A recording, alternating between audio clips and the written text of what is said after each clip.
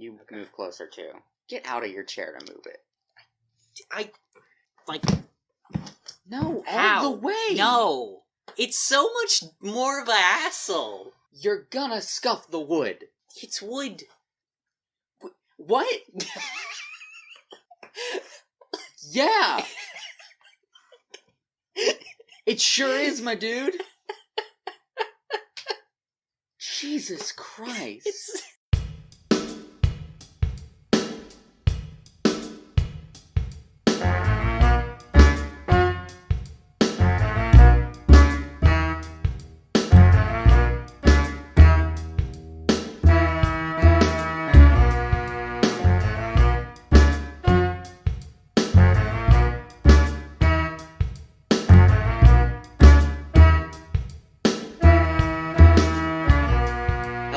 Welcome to Late to School, a Sailor Moon watchcast. I'm Lorena. And I'm Zach.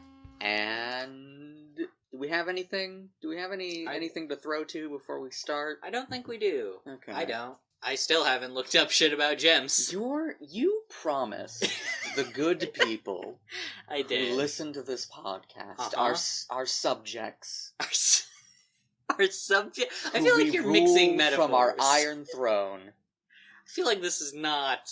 No? I would think... Well, no, I'm the student. You're the student. I'm school. the teacher. I don't know what our audience is. The class pet. I just realized the fact that I'm taking the notes now does mean that you aren't doing your book report. I guess I'm not. That's a shame. My homework is now editing. Yeah. Let's not get too into the weeds, I guess. Yeah. Let's not get too inside baseball. Huh. So today... Inside baseball? Do you not know about inside baseball? I've never heard that term. You've never heard the term inside baseball? No. Okay. It just means, explaining how the sausage gets made. Okay. Today we're going to start with episode 29, Total Chaos, The Messy Love Rectangle. Yeah. The episode was directed by Harume Kosaka and written by Shigeru Yanagikawa. It first aired October 24th, 1992 in Japan, and October 13th, 1995 in English. We don't have to read the whole thing, but let's just talk about the pre-cap for this episode. Oh, I think we need to... Do we? To read the whole thing. Okay, you go ahead. Let me just read the whole thing for you. What? Motoki has a girlfriend? Back off, Zoisite. Anyone who gets in the way of love deserves to be stomped into the ground by a horse. What? You have nothing to do with it? Well, I don't care. Sailor Moon is looking for a boyfriend. It's a lot. Why a horse? Why a horse? Why a horse? I mean, how many other animals stomp people into the ground? Goats. Elephants? Do goats? I think a goat. I would have to be a big fucking goat. Big goat. Cow. Yeah, cows do bull. That. A bull does, yeah. A bull is... Rhinos. Yeah. A hippo. I mean, a bull and a rhino, though, have, other... A moose. Main methods of attack. Yeah. Which is goring attacks. Yeah, that's true. Which deal piercing damage, which is generally more useful than bludgeoning damage. Okay. I will take every opportunity to make any D&D reference? Any D&D reference on this Sailor Moon podcast purely to torture you. Yeah, What's up? What's happening in this episode? So what's happening in this episode is we open on a sidewalk, I believe. Mm-hmm. Where we see just some plants near a sidewalk, and we hear a radio a radio guy saying that there's a 10% chance of rain. There's a 10% chance of rain in the forecast. Is exactly his intonation. Yes. He sounds exactly like the guy from Persona 4 who talks about sunny Inaba. Uh-huh. And yeah, there's a 10% chance of rain, and then we see it start raining. It starts fucking downpouring. And we see Mako running to school without an umbrella. Yeah. Finally, we get some more Mako in this episode, and not as much in the next one, but still. Yeah. This episode has sated me for now. Yeah. And Mako is complaining to herself about the fucking untrustworthy weathercasters. and does this look like 10% chance? Yeah. And she really needs to like play some Fire Emblem or XCOM or something to learn how statistics work. No, she would be one of those people that's like, well, my fucking men always have 81% chance to hit, but they never do. That's not 81%. Uh-huh. She would. That's why she needs to, if she gets used to that, maybe she'll learn. Maybe. Probably not. Probably not. But she bumps into someone. I believe she turns a corner, and as people are wont to do when turning corners in anime, bumps into someone. Yeah. And the person apologizes, and she gets mad. Mm-hmm. She says, if sorry resolved things, we wouldn't need police. Uh-huh. Which is a hell of a thing to say. Is a hell of a thing to say, especially a delinquent. Especially a thing for a delinquent to say. Uh-huh. But Mako realizes, she suddenly recognizes the voice of the person apologizing to her, and looks up and sees it's Motoki. Yeah, Motoki is here. And he offers to help her up, and apologizes again, and offers to share his umbrella with her. Meanwhile, Mako is just sort of surrounded by roses in her mind. Uh-huh. And she's like, his voice still reminds me so much of my former love. And she very excitedly accepts that offer. Mm-hmm. Which is weird now that I think about it. Is it? Because he was walking in the opposite direction. And yeah. And now he's walking her to school, pretty much. Yeah. So I don't know what's up with that. He just goes where the wind takes him. Yeah, Motoki's a free spirit. This episode is really about how Motoki is a fucking doormat. He's a real doormat. And just does whatever makes anybody else happy. Yeah. Listen, that's how he's gonna get into the good place. Listen. So Mako and Motoki start walking together to school, I guess. And Motoki says that he's heard that Mako is a fabulous cook. Mm-hmm. I assume from Usagi. Probably. And says that one of these days you'll have to make me something. Mm-hmm. Which is the closest Motoki has ever gotten to saying a shitty thing, I think. Is it? You think it's shitty? I don't think it's shitty. But okay. It's kind of, I feel like, you know? I don't. Okay. I believe you. Like, I find out someone's a good cook, and I'm like, maybe cook for me. I guess. Yeah. I guess. I don't know.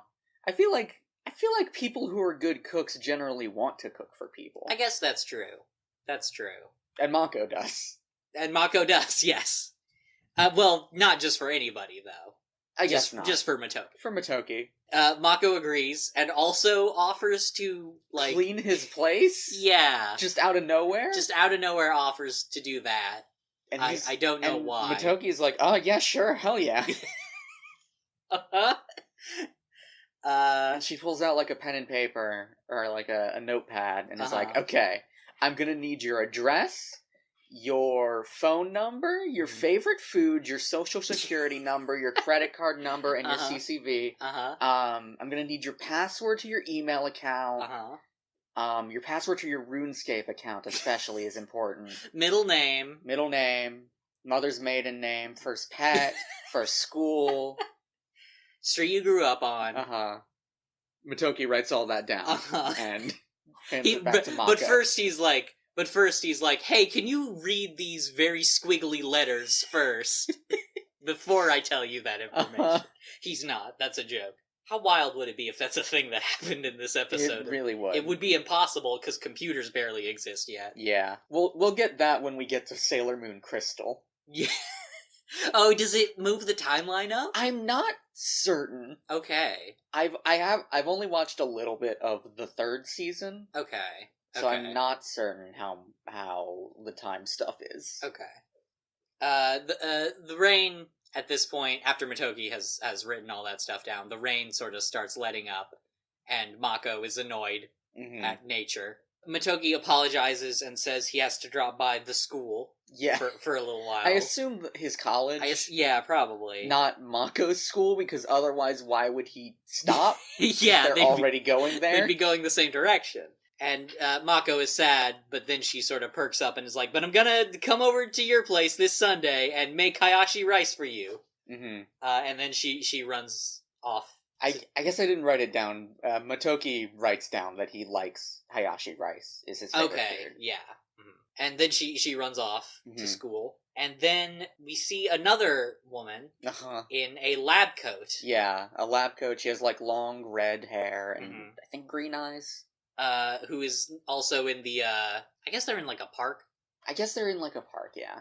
A lot of parks, and maybe it's the same park every time. It is the one city. It'd be weird if there was just a bunch of parks. I don't know. I haven't lived in many cities aside from Venice, Italy, which does not have many parks. Probably because most of it's water. A lot of it is water. Not a lot of, can't really have a water park. Well... Kind of. Not in that, though. You do not want to fucking slide down the water slide and end up in the Venice canals. And this woman says... She starts up a conversation with Motoki. Yeah. And it's clear that they know each other. Motoki identifies her as Reika. Yeah. That's how you pronounce that, right? Yeah. Reika? Okay. And it is clear over the course of this conversation that they are dating. Reika kind of teases Motoki and is like, oh, Mamoru told me someone had a new girlfriend. I guess it was you. And Motoki's like, no, she's a child. Oh, I just thought of other moments further in this episode. And Reika's like, I'm kidding, it's fine. And Motoki points out that because of what she's wearing, she is probably going to cancel their date. And Reika sort of gets all apologetic. Yeah. And is like, I'm sorry. I gotta fucking... It's clear from the way Motoki says it also that this has happened a couple times. Yeah. But also it's Motoki, so he's fine with it. But he does ask if she's made a decision yet. Mm-hmm. And she's like, no, I'm still working on it. Which mood? And Motoki says that she should take her time, because it's going to affect a big portion of her life. Yeah. And she says, you're so sweet, and thank you. And she's crying. Mm-hmm. She cries a little bit. Yeah. She's got like the single tear. Yeah. The single twinkly tear. Yeah. And then... I have never seen a tear twinkle. No. I'm gonna say. They generally don't. I feel like that's not a thing that generally happens. And then... the mood is ruined. The mood is ruined as it is wont to be by Purple Pants. Mamoru Chiba is here. Who ruins every mood that he's ever been near. Except when he's Tuxedo Mask, I guess. He still kind of ruins the mood for the monsters. That's true.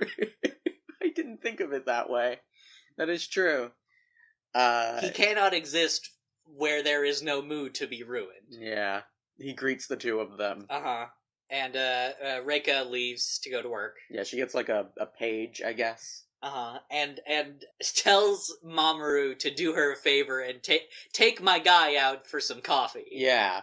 We're gonna hear the phrase, my guy, a lot in these two episodes, and I'm not sure why. You know? Why not? Is this... My guy. Is this like a thing... Is this like a 90s cultural thing that we've exaggerated in 2014? You mean like in the sense of like greeting someone as like, my guy, my dude? Well, no, not like that. Like how when you write a story about like the 50s, everyone's being like, oh, hey, daddy-o.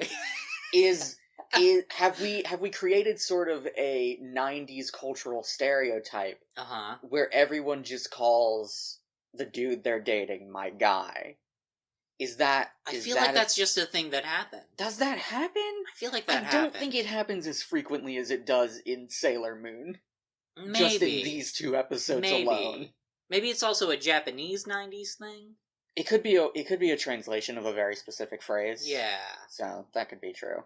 And then we cut to the coffee shop, where Mamoru asks what's bothering Motoki, because he's clearly in a bad mood. Yeah. Which is unusual for Motoki, who's usually just kind of a ball of sunshine. Yeah, he's kind of and it's unusual for Mamoru to notice.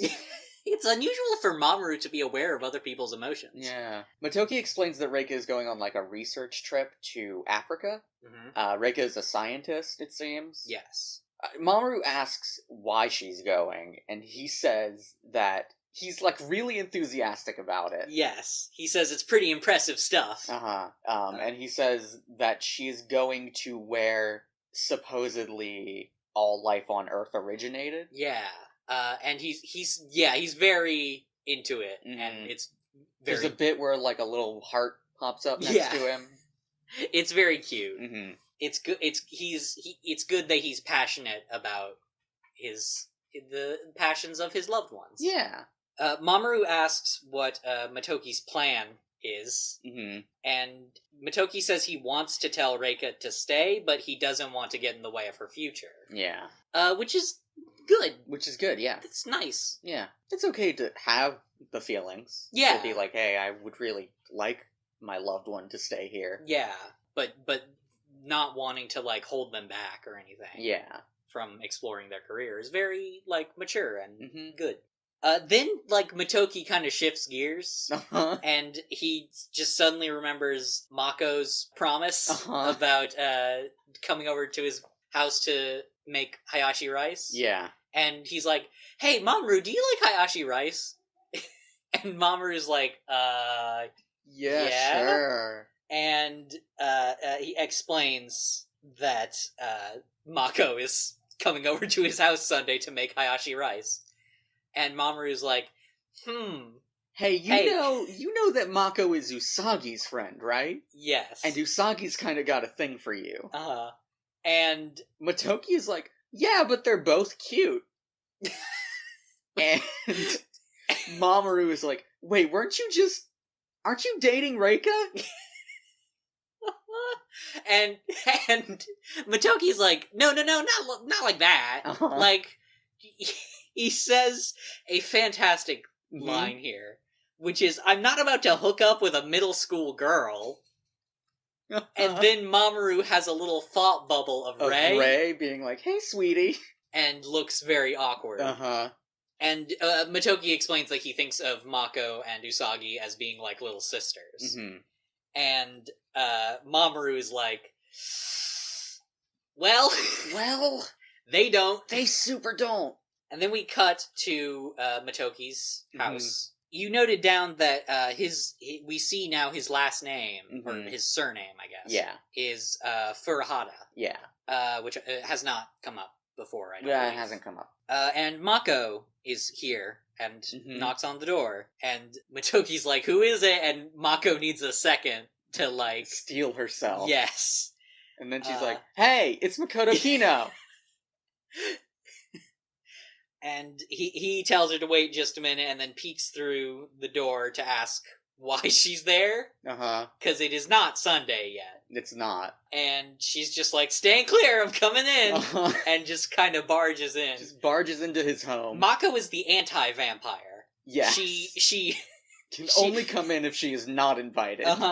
And she explains that she's here to clean. And Motoki apologizes for the place being a mess. And Mako says, it's not a problem. Guys don't tend to clean up a lot. Or in your case, not at all. And we see that Motoki's home is awful. It's atrocious. It's awful spelled OFFAL. It is very cluttered, and it's kind of just covered in clothes. Yeah. Is the main thing. Yeah, Motoki doesn't do laundry, I guess. Yeah. But Mako gets super pumped up to clean. She puts on a headband that says kamikaze. Does it really? Yes. I didn't notice that. That's awesome. And she says, now if I don't do this in 30 minutes, I'll be late for school. Yeah. So, you know. And then Mako just starts cleaning the house. Yeah. But as she's doing that, she notices a photograph Mm-hmm. on a mantelpiece, I guess. I think it's on, like, his kitchen counter. Okay. And it is of Motoki and Reika. Mm-hmm. And she asks who the girl in the picture is, and says, I'm guessing it's not your sister. Which is a weird assumption to make. Yeah. I guess they don't look particularly similar, but then how Yeah. could they unless they have the same hair color? Yeah. You know? Well, they would. They would have the same hair color if they were related. Yeah. Mm-hmm. That's why Motoki and Usagi are related. Yeah. Motoki, Usagi, Jadeite. Jadeite. But weirdly not Usagi's mom and dad and brother. No, they're not related to them at all. But Motoki explains that that's his girlfriend. Yeah, that's Reika. And Mako is so upset that she falls into a green void. Yes, she falls down an imaginary vortex as fucking Motoki just starts just cleaning with her. Uh-huh. It is good that he helps. It's also really funny because I think the monster shit is happening music plays. Yes. I think there's several instances of that across both these episodes of like very weird choices of like music. Mm-hmm. So we cut to school. Yeah. And Mako is sitting on the grounds Mm-hmm. of the school, sad. Yeah. Just kind of mopey. And Luna is there. Luna points out it's unusual for Mako to be like this, because she's usually sort of full of life and full of vim and vigor. Uh-huh. What's vim? Couldn't tell you. I know vigor. Presumably something related to vigor. She's full of piss and vinegar. Yeah, sure. That's not true. That's Ray. Not true. That's Ray. Ray is full of piss and vinegar. Mm-hmm. I love that phrase so much. Anyway, let's talk about Sailor Man. Usagi kind of just scoots out from behind a tree. She kind of Melvins into this scene. She does Melvin into the scene a little bit. She's been taking lessons. Uh-huh. Off-screen, Usagi has been doing Sailor Guardian training, but she's been taking training from Melvin to just be extremely sneaky and just appear. She's learning from Melvin how to be sneaky, and she's learning from Tuxedo Mask how to get onto high things. The only person she is not learning from is Luna. Usagi asks Mako what's going on and jokes that someone must have broken her heart again, which is a shitty thing to say. And Mako kind of turns to her very seriously and is like, "You picked the wrong day to mess with me, Usagi." And Usagi is scared. It's like, it was just a joke. She does try to apologize, and she does offer to fix whatever's got Mako so upset. She offers to be her Cupid. Yes. Which is a recurring theme in these two episodes. And this moment is really nice, I think, for Usagi offering to help. Yeah. Luna snarks at her about focusing on her own love issues. Which is weird. Yeah. Why would Luna want her to focus on that? Yeah, she traditionally doesn't. Yeah. But I get maybe Luna has like a Maslow's hierarchy of needs from Usagi. Okay. Where focusing on her own... top of the pyramid. Saving the world. Middle school. Yes. Below school, love stuff, I guess. Below that, other people's problems. Yes.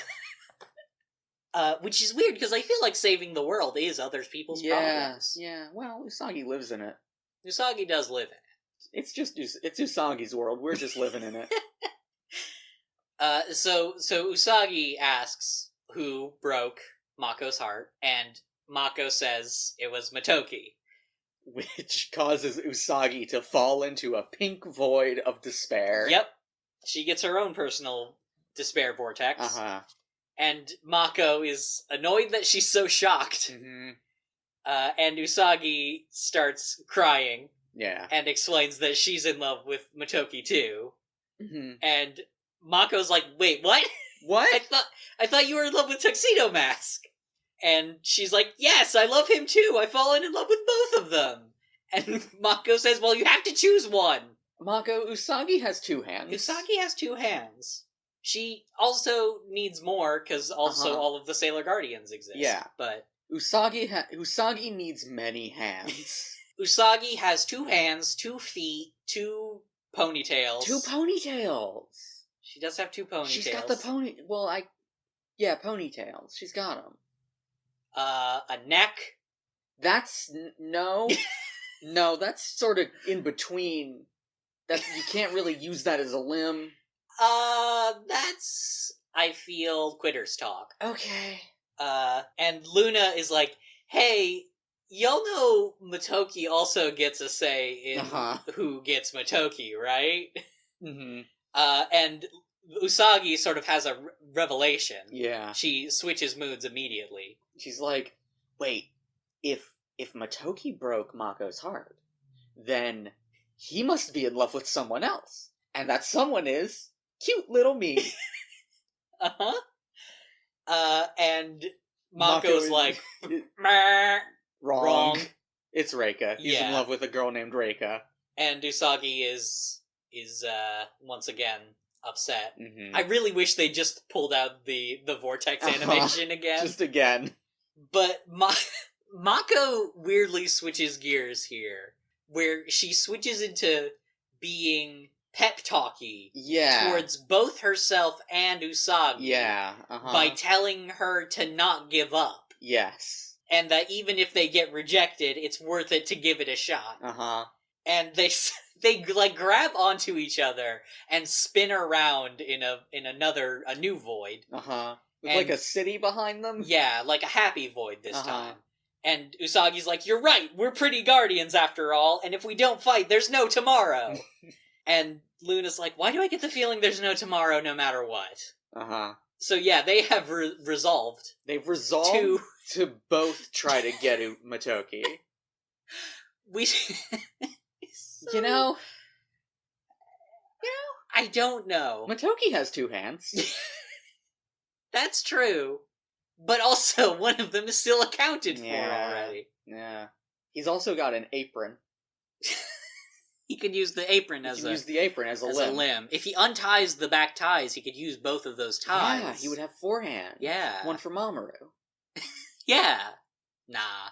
No? You look at Mamoru and tell me he's not straight. I look at Tuxedo Mask and tell me he's straight. That's valid. You know what? I stand corrected. So we cut to the game center. Why? Because it's a game center. Okay, I guess. Remember Game Sen? I remember Game Sen. My favorite character? My second favorite character after the boy? Sure. Usagi and Mako are getting pumped to go inside and talk to Motoki. Mm-hmm. And Usagi says, so let's decide the order of who goes first based on height. And Mako is upset at that. And once again, to ruin moods, Mamoru is here. Mamoru is here. Don't worry. Mamoru is here to ruin. He puts his hands on both of their shoulders and is like, hey, what's up? He's also been learning from Melvin. And he calls them Bunhead and Bigfoot. Yeah, okay, I need to talk about this. We're supposed to care about Mamoru now. They're like, he's going through some shit that we're supposed to care about. But then he goes and says shit like this. Yeah. And like, I would understand it. Like, character development doesn't happen immediately. I would get it if he was still shitty to Usagi. But why Mako? Why call her Bigfoot? He's just a dick to everybody who isn't Motoki. I guess. Mamoru, piece of shit. And he guesses that they're here to confess their love to Motoki. And they try to, like, brush him off, but he is like, hey, Motoki just thinks of you as, like, little sisters. And they get upset, and he tells them to just ask him themselves? Sure. And Usagi says a great line, which I do need to quote verbatim, which is, I don't need you to tell me what to do, and I'm not Bunhead, I'm Usagi Tsukino. Get that into your thick skull, you walking fashion disaster! she storms into the game center. Mm-hmm. Usagi gets into the game center, is like, Uh-huh. Motoki, where are you? And you remember how we talked about how we never see anybody else in the game center except Motoki? There's a fucking beatnik here. Yeah. There's a guy with like real shaggy hair and big round sunglasses who's just like, oh hey Usagi, Motoki's off work. His voice is also he's just such a character. He's such a character. I love him. And Usagi is crestfallen. Yes. Back outside though. Right. Mamoru asks Mako if she knows if Motoki already has a girlfriend. And Mako's like, yeah, so what? And Mamoru thinks to himself, boy, I just don't know what's going on in middle school girls' heads anymore, do I? But Mamoru does say that if Reika leaves to study abroad, she might have a chance. Uh-huh. Which is, first of all, just a lie. Just a lie. Like typically, Mamoru... God, so many of these characters' names start with fucking Mamoru, M. Motoki, Mako. God. Molly, Melvin. Molly and Mel, yep. Who the fuck am I talking about? Oh, usually Mamoru is like the brutal honesty type. Right. Who speaks his shitty mind. Yeah. But he knows that Motoki is just not interested in dating a middle school girl. Yeah. So, like, he is just lying. Why is he just lying? Or he's just an idiot and forgot. Maybe he just forgot. It makes more sense to me that he's just an idiot and forgot than that he's become some sort of trickster. He wants to torment Mako, who he has almost just met. Yeah. At this point. Basically. But Mako gets very excited and starts choking Mamoru while begging him for details. Yeah. And he almost dies. Yep. And she's like, whoops. Real shame that almost. Almost, yeah. But then Tuxedo Mask would die also. That's true. As far as we know. What if he just didn't? What if Mamoru died and then his corpse, every time Usagi transforms... His corpse became Tuxedo Mask. Yeah, and he was just zombie now. Huh. What if? What if every time Usagi untransformed, Tuxedo Mask just died? Collapsed to the ground, dead. Uh-huh. Oh no, this is awful. And then we cut to a place I'm kind of surprised we haven't seen before now in the episode. Yeah, it's which very is weird. the Dark Kingdom. Uh-huh. This episode does some weird... Both of these episodes do some weird structural stuff with the Dark Kingdom. Yes, extremely. We see the Dark Crystal, Jim Uh-huh. Henson's The Dark Crystal, showing Zoisite and Kunzite an image of Reika. Mm-hmm. Because she's the only new character in this episode. What if it had been Beatnik Guy? That would have been incredible. Oh, man. And Zoisite explains that she's a student of the Azabu Institute of Technology. And Kunzite... This is a great fucking scene. This is so good. I love this scene so much. It took all of my power not to talk to you about this scene immediately. Okay, well, let's talk. Good thing we have a podcast and we can talk about it now. Uh-huh. Kunzite says she's quite lovely. And Zoisite is extremely upset about that. He's like, how could you say she's more lovely than me? Which is not what he said, first of all. No. And he's like, underneath she's just an ugly monster. Which is not true also, because we do see her monster form later, and she is hot. Yeah. And Kunzite is like, shh, I'm kidding. Don't let envy ruin your beautiful face. He like pops a rose into his hand. Yeah, he does. Oh, it's so good. And Zoisite is like, go away. And They're so fucking... Kunzite hands him the rose, and Zoisite turns and is like, and takes it and cuddles up to Kunzite. He's like, thank you, my dear. In return, I'll get that rainbow crystal for you. They're such a fucking... They're such a fucking dom-sub relationship. It's so good. It's so... I love what a brat Zoisite is also. He's such a fucking brat. Oh, I love this scene. Mhm. I love these two. Mm-hmm. I love these assholes. And then we get a commercial break. Uh-huh. You learn about Ryan Reynolds' love of weird, mobile, bejeweled clones. Yeah. Toon Blast. Yeah. I keep wanting to say Toonstruck, but No, that is that's a not different bad game. It's a different bad game. Very we don't different. know that Toon Blast is bad. We know that Toon Blast is bad. Yeah, in most contexts, I would rather take Christopher Lloyd over Ryan Reynolds. That's fair. What That's if Christopher fair, Lloyd also had true. played Pikachu? God! You've killed me! I'm sorry. Oh my god. That would have been better, though, right? It would have been so much better. It would have been really good. It would have been so good. I can find Christopher Lloyd cute. Yeah. I can't find Ryan Reynolds cute. No. When we cut back, Mako is waiting outside the Azabu Institute. Mm-hmm. And she explains to the audience, in the style of the Dark Kingdom gems, that she has come to encourage Reika to study abroad, so that she will leave Motoki, and Mako will have a chance with her. Yeah. With him. That was a real... What? I mean, listen, maybe Mako should try to have a chance with Reika. No, she's also, 17. Listen, if they're all adults... We just gotta deal with it. Yeah, I know, yeah. Mako should also, see if Reika, I think Reika might be older than Motoki, because she has, a fucking research grant. That's possible. Maybe she's a prodigy. Maybe. Mako should see if she has a chance with Usagi. Yes. Which she does. Yeah, obviously. But Mako spots Reika on her way out. Mm-hmm. Reika, I love this scene. Reika has some fucking bullshit with another character, a side character scientist dude. Yeah. And she's just like, tomorrow I'd like to try to see what happens to the specimen at a higher temperature. And it's just so, how vague can we get this science talk so we don't have to research actual science? Yeah, exactly.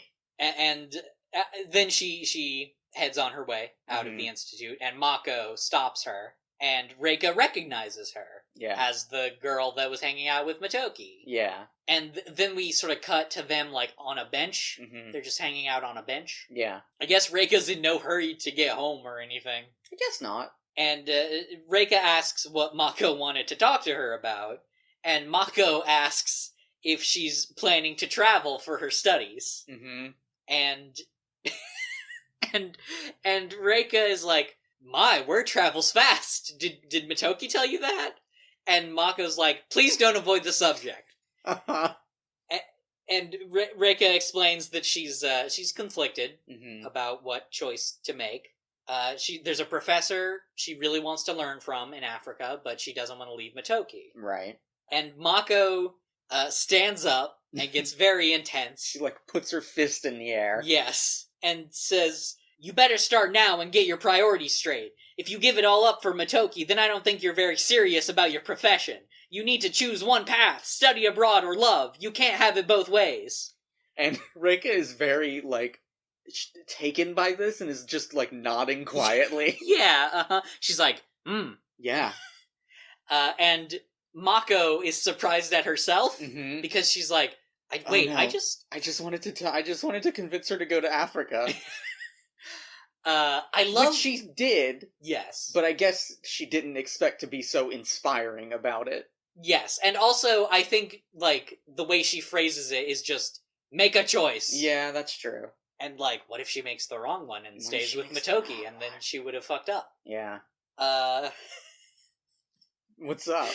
Then we cut to, I guess the next day. I think it's Sunday. It's Sunday. And Usagi is walking down the street, swinging a 712 bag. A 712 bag, and singing a little song. She sings a little song that goes a little something like this. The weight of this bag is the weight of my love, heavy. Which, listen, a song can be anything, I guess. She just has a song in her heart. She has a song in her heart. And she let it out. It should have stayed in her heart, probably. Maybe should have stayed in her heart. Maybe should have kept that one in the heart. She is walking with Mako to Motoki's place. I believe Luna is also walking Luna's with them there, at this point, but she does not enter with them into Motoki's apartment. Right. They get to an intersection, and Mako says they should go right, and Usagi's like, "Wow, you know this path pretty well." I don't think she's even that. No, she's like, "Wow, you sure do know the way pretty well, Mako." Like she doesn't even realize why that would be weird. Mako is worried that she might suspect, but Usagi is fantasizing about Motoki. Yes, she's fantasizing about wearing an apron. And Motoki is like, "Wow, Usagi, you look so good in that apron. Will you be my bride?" This is an episode about Mako and Usagi having weird, like, housewife fetishization fantasies. So, like, Mako just offers to clean I think Motoki's apartment. The thing for Mako is she is very feminine. Okay. That's like Mako's like core sort of character, like elevator pitch for Mako is she is very strong and very feminine, and those don't necessarily have to contradict. Yes. Which is good and why I love her. I love all characters like that anytime there's something like that. Scorpia in the new She-Ra is also an example, I feel. But anyway. Oh, you didn't really... What? You didn't do Usagi. You didn't talk about Usagi, but... I don't know. I can't justify Usagi. She's just like that. Yeah, she is. And then, as Usagi is fantasizing about kissing Motoki, we sort of fade out of her fantasy and see that she is, making kissy faces at Mako. Yeah. And Mako's like, Stop. And... There's a weird bit where Luna is like, guess that's not ever happening. Which... In context, we know that she means Usagi and Motoki. Do we know that? Well, because... you're right, because logically, in-universe, she didn't see the fantasy. Right. So clearly she is saying that Usagi and Mako is never going to happen. Which is wrong. Which is wrong and a lie. And then they arrive at Motoki's apartment, and he lets them in. Usagi is very impressed by how tidy it is. And Mako is like, Usagi says hot guys always keep their apartments clean. Which is not true. Not true. Because I don't. That's for sure. You definitely don't. Usagi, at this point also, picks up a mug of seemingly unfinished coffee. And sniffs it. And does a sniff. And sniffs it and is like, oh, Motoki's manly scent.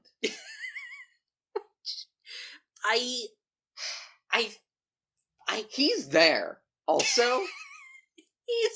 He is in the room, I believe. I don't know if he sees this happen. Or hear. But he is right there. He's right there. And also just ignoring that, doing this in any context. Yeah. Is buck fucking wild. Is really creepy. Anyway, Mako is like, hey, remember why we're here, Usagi? And then Motoki is like, Usagi. And Usagi is like, oh, I need to prepare myself. I'm not ready. Yeah, she flashes back a little bit to the proposal fantasy. And then Motoki's like, wow, you're amazing, Usagi. You have to mentally prepare before you cook? And Usagi's like, And then they so start he did cooking. Hear that one. He heard that one. He did hear that. And then they start cooking, or rather, Mako starts cooking. Mako starts cooking and asks Usagi to do a number of things, and for each one, Usagi is like, no. Yeah. I can't. She asks her to peel carrots, and Usagi is like, I'm bad at that. She asks her to cut the onions, and Usagi is like, but they make me cry. And she's like, okay, well then cook the rice. And Usagi's like, but I can't. And Mako then just starts furiously doing all the cooking herself. While Usagi cries and apologizes. Also, she's crying anyway. I feel like Yeah. she should have just done the onions. She should have just done the onions. Because, like, crying is her default state of being. Yeah, And then Motoki gets a phone call on his old home phone. Yes. That we don't have anymore. His landline. And it's from Reika. Mm-hmm. And he takes the call, and Usagi and Mako eavesdrop on him. Yeah. We cut between Motoki and Reika in this scene, and we see that Reika is in a phone booth. Yes. Which is, again, a thing that doesn't exist anymore. Yeah. I'm really surprised that she doesn't get got in this phone booth, because that's the cliche, right? That is the cliche, is a phone booth is a dangerous thing to be in. I guess it's because of our instinctual sort of fear of small spaces. Yeah. But she's like, I've come to a decision. Meet me tonight. And then Motoki says, okay, I'll be there as soon as possible. Which, like, dude, you got time. She said tonight. It's the middle of the day. She also didn't say a location. No. I guess he knows. He just knows. They have one place that they meet. I guess. And it's, as we see later, a fucking abandoned apartment building or something. Just an empty lot. Yeah. If there's one thing that Juban has a lot of, it's parks and also another second thing, which is empty lots. Empty lots are lots in the middle of construction. Yes. But Usagi and Mako sort of scurry back to the kitchen, and he goes to tell them that he's leaving. And he's like, hey, can y'all do something? And Usagi is like, yeah, you gotta go, I get it. And just completely blows her cover. Yes. She explicitly is like, yeah, go see Reika. And he's like, you were listening? And Mako's like, Usagi! And he's like, okay, well, I'm gonna go. Y'all watch the house. I'll be back soon. He is very apologetic about leaving them alone. Which is fair, because being in somebody else's house without them there is so weird. Is the worst. Especially if they have relatives that you don't know that also live in that house. That is hell. But then he leaves. So we cut to, like, sometime later. Presumably, like, a few hours. Yeah, it's dark now. Yeah. We see Luna outside the apartment, and it's clear she's been looking for Mako and Usagi, and didn't realize that they would still be at Motoki's house until she just checked. And she sees them waiting through Motoki's window. And she sees the moonstick beeping and glowing from Usagi's bag. Yeah. Which is weird. Yeah, it is weird, isn't it? Yeah. I don't know what's up with that. I don't know what's up with that, but I guess it's detected. It's detected. Something somewhere. Something's up. And Luna notices this and is like, oh shit, gotta get their attention. And just fucking rams herself into the window. Yeah. Do you think maybe she couldn't tell? It's so clean. It's so clean now that she couldn't tell it was a window. Oh, Mako's just that good. Which, apparently Usagi fell asleep. And she wakes up and is like, Luna? And Luna's like, y'all gotta transform! She's like stuck to the side of the window as she's saying this. And Mako is like, great, first Motoki leaves, now this. And Usagi says, yeah, who does he think he is, leaving two pretty girls here alone to watch his house? That's no way to treat us. And Luna starts crying. And it's like, Usagi! But Usagi says she was just kidding. Yeah, which seems out of character for her. It does. But they transform. We get their sort of combined Sailor Moon, Sailor Jupiter transformation sequence. Yeah.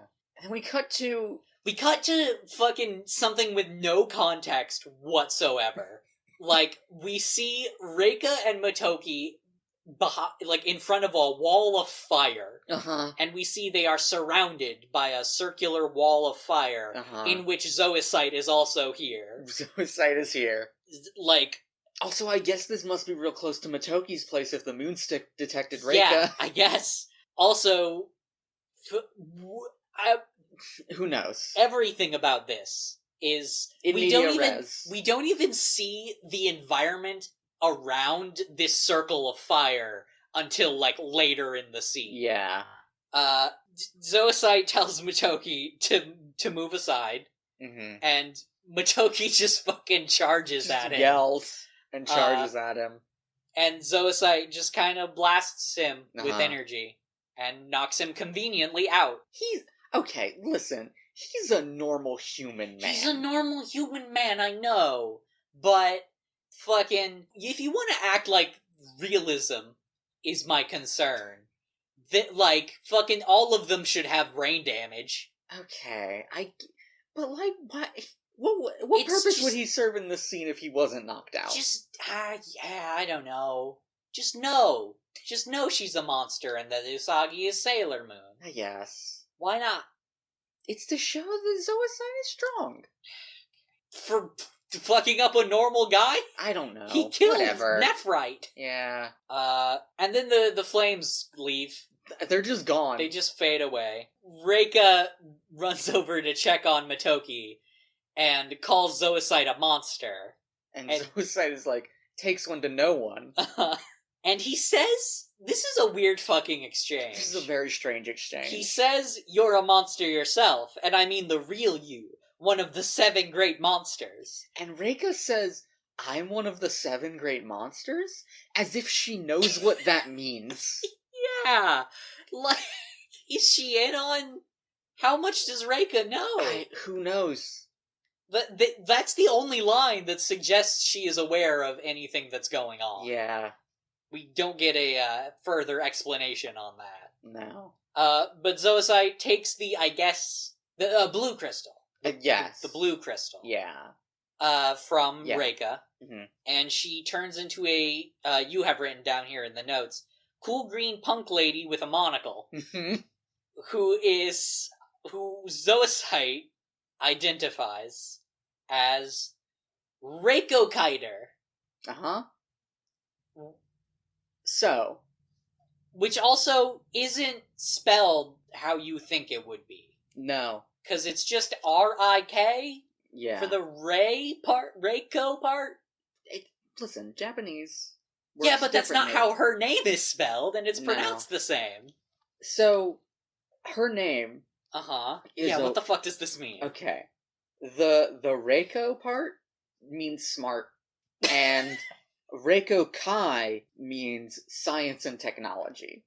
Okay, so there are 2 sort of puns in her name. Okay, so her name is Smart Science Monster. Basically. Okay. Also, it just sounds like Reika. It just sounds like Reika. It just sounds like Reika. Which is weird. Yeah. Because that's not how any of the other... No. But as far as we know, maybe the priest was named Moxie. No, that was his favorite brand of root beer. And Usagi and Mako arrive on the scene, but they're obviously too late. Yeah. And Luna tells them to be careful, and, Sailor Moon has the usual, the pretty guardian who fights for love and for justice. Yeah. And then she and Sailor Jupiter have a back and forth speech. Yeah. Which is always good. How do we want to do the back and forth? Sure. Do you want to be Jupiter or Usagi? Today we're not the same as usual. We're 10,000 volts of heartbreak power looking for a boyfriend. In the name of the moon, I'll punish you. Which is a lot. Yes. And also, Luna... hopefully that was intelligible. Yeah. It did take 3 takes. Yeah. And Luna's upset that Mako is being infected by Usagi's Usaginess. And then Reiko Kaidar. We can call her Reiko, I think. Reiko, as opposed to Reika. Yeah. Reiko says girls without boyfriends are pathetic.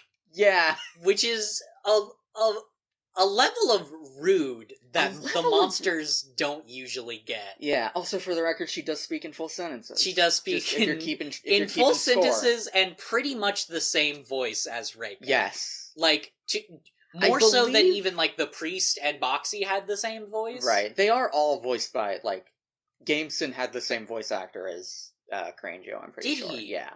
Really? It's hard to notice because all he says is Gameson. Right. Did Did the scissor monster, Ami's boyfriend, I think so. also talk with the same... Is it the same voice actor? Same voice actor, Sounded very different. Huh. I think Scissor Monster was modulated a lot. And then Reiko throws a fucking vial of explosive liquid. Uh-huh. Just a flask of alchemist's fire. Yeah. At Usagi and Mako. Well, at Usagi. And Mako grabs her and they dodge out of the way. Yeah. And Zoisite is sort of gloating to himself, just floating in the air, gloating about getting the 5th rainbow crystal. And then it just gets... There's a little stick just appears. A little stick appears. And just boop! Just boop. Knocks the crystal out of his hands. And he's like, hey, what the fuck? And Tuxedo Mask is here. Tuxedo Mask is, as he is wont to be, here. And he has knocked the crystal out of Zoisite's hands with his extendo cane. And just grabs it and says that he's not going to let Zoisite have it. Right. And the Usagi looks over and says, hey, it's my guy, Tuxedo Mask. Yeah. And Mako is like, aren't you forgetting about your guy, Motoki? And Usagi's just like, it's a little complicated. Right now I'm into Tuxedo Mask. Yeah.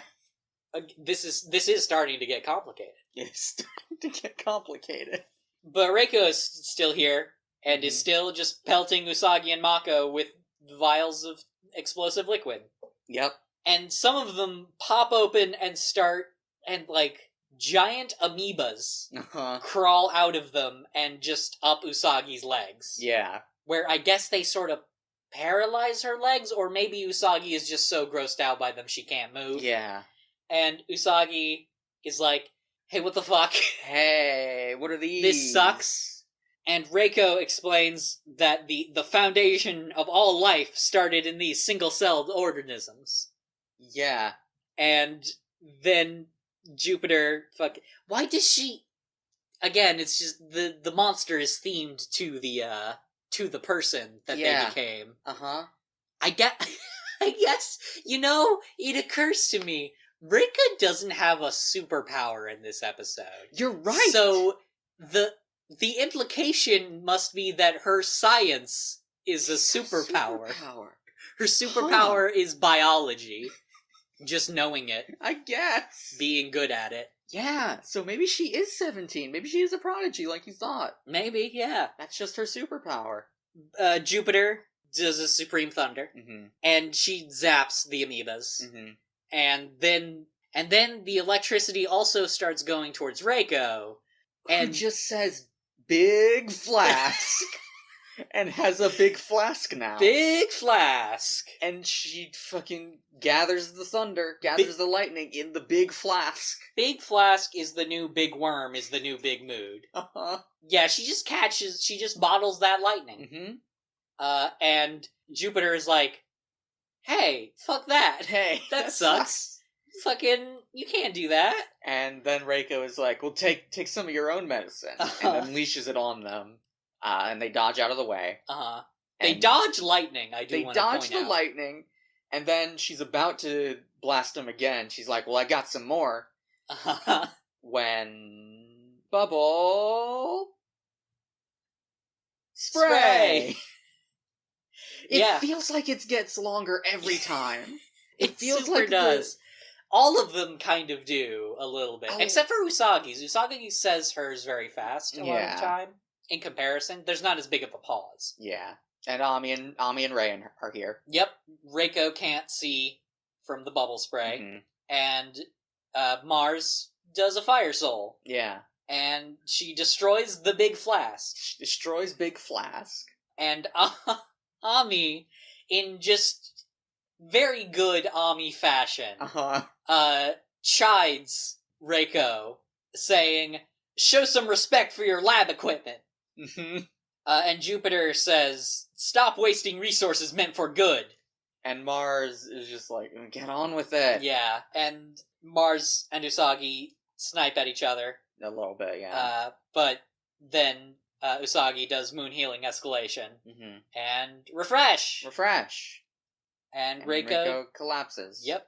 No, not Reiko. You're right. Reiko is gone. Reiko is gone. We've made a terrible mistake. We have. Reika collapses. And then we see that Zoisite and Tuxedo Mask are still fighting. Yeah. Sort of off to the side. Mm-hmm. And Tuxedo Mask points out that the monster has been defeated. And This is like that bit in Fire Emblem games always have the bit where it's like, oh, there's this big battle going on all around you, but you've only got like 6 dudes fighting 5 dudes. Tuxedo Mask points out that the monster has been defeated, and Zoisite is like, looks like I've lost as well. You may take the rainbow crystal. Which is on the ground at this point. Yes. And Tuxedo Mask is like, and leans down to pick it up. This fucking idiot.